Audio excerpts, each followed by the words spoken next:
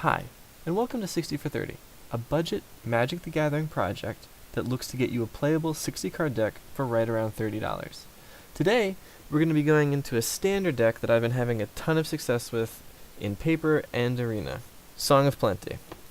So, even though the title card art was Shalai, the core card of this deck is Song of Freyalise, hence our cute name, Song of Plenty.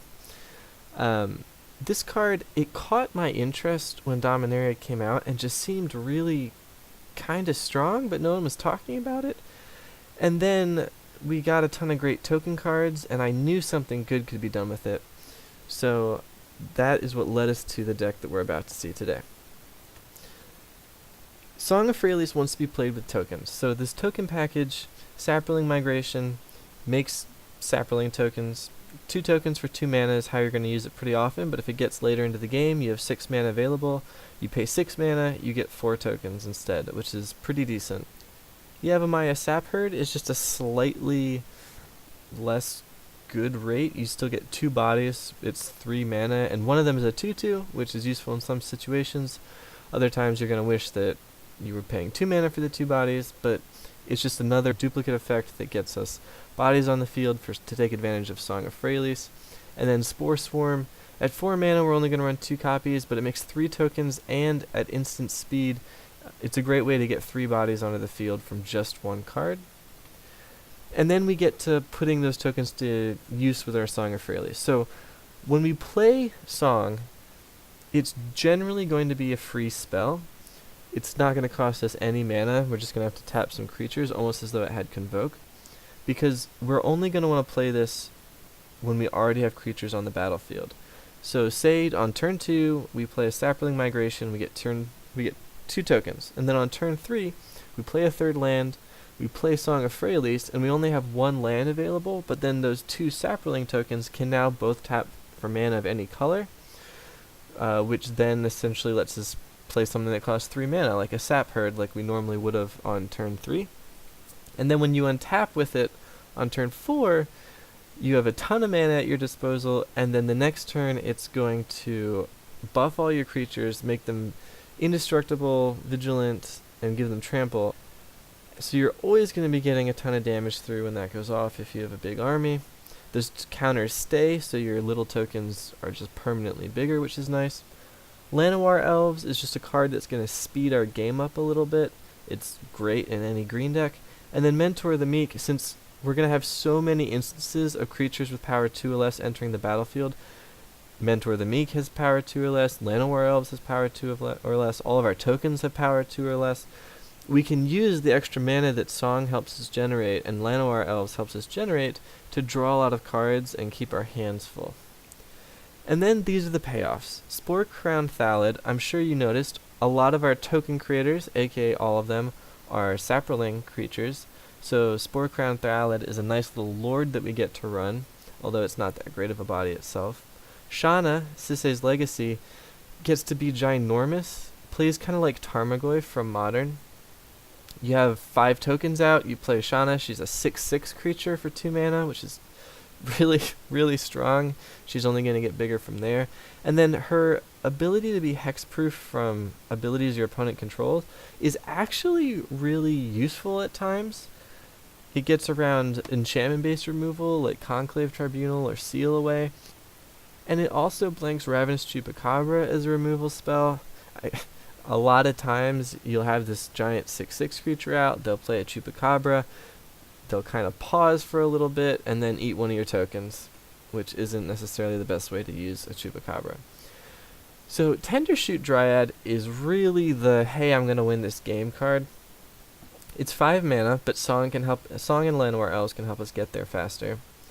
It makes a token every turn, not yours and your opponent's, which gets a huge army quickly. You will have Ascend and the City's Blessing turned on very quickly with this deck.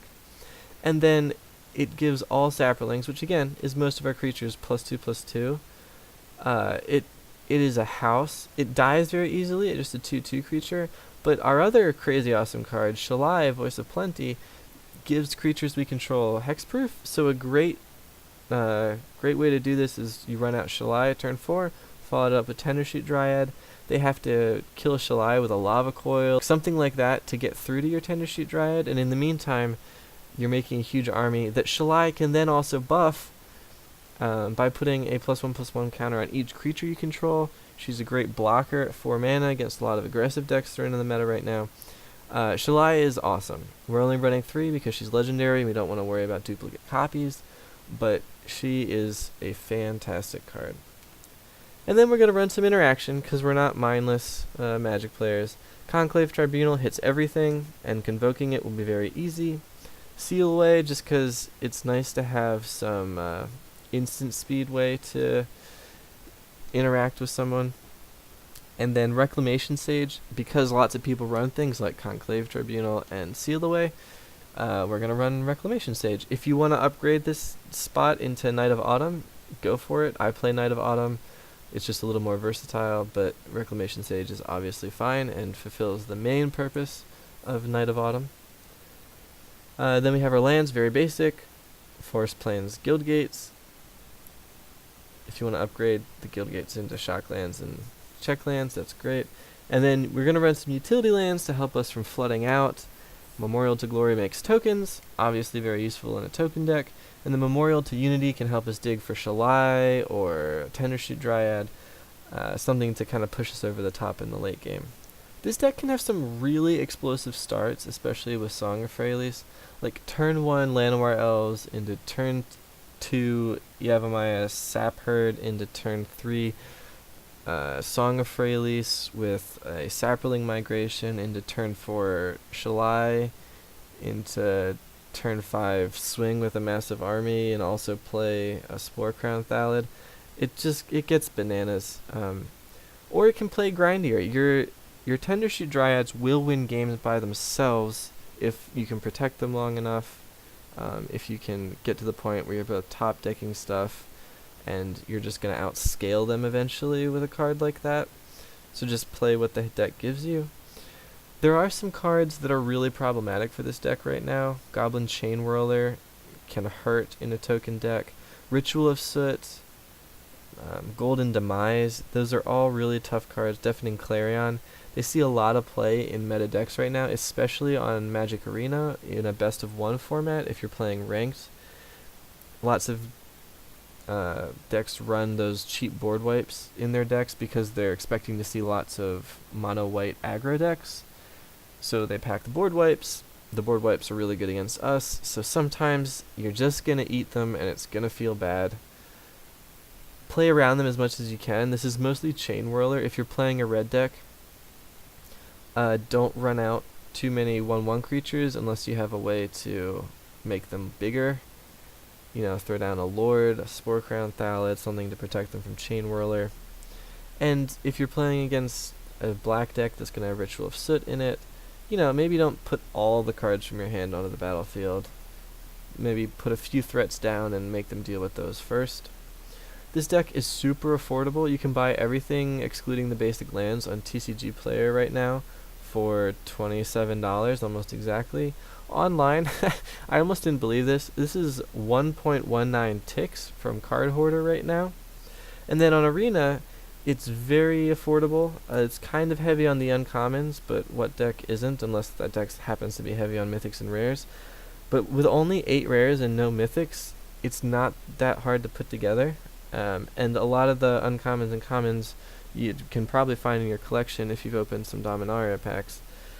So it's pretty doable. Upgrades, I think I would, hit your Knight of Autumns, hit your Temple Gardens, and your Sun Petal Groves.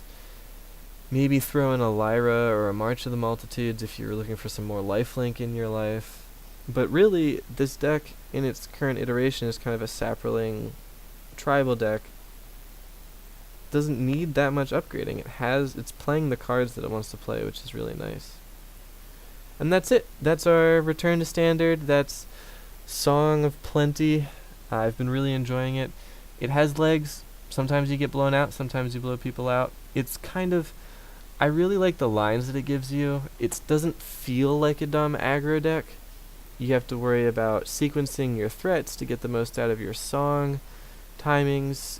You get to play around with how to use Shalai properly. You have interaction with Reclamation Sage or Knight of Autumn or Conclave Tribunal.